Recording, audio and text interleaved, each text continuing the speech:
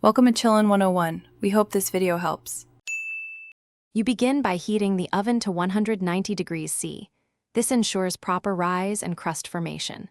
Once preheated, combine dry ingredients: 2 cups flour, 5 cup cocoa, 1 cup sugar, sifting to remove lumps so texture stays tender. Meanwhile, whisk 2 eggs with 3/4 cup milk, 1/2 cup oil, and 1 tsp vanilla.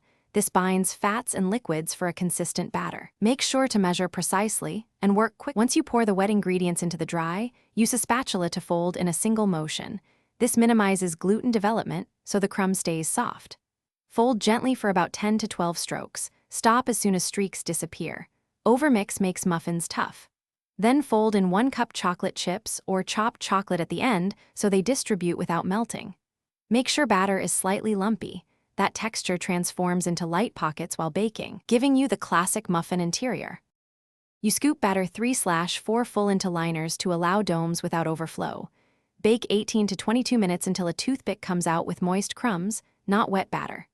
Once done, cool muffins 5 minutes in the pan to set the structure, then move to a rack so steam escapes and bottoms stay crisp. If muffins sink, first check your oven temperature with a thermometer, because low heat causes collapse. Also make sure you didn't overmix or open the door too early.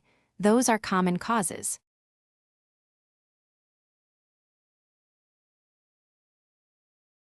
Thanks for watching. Consider subscribing if we helped you.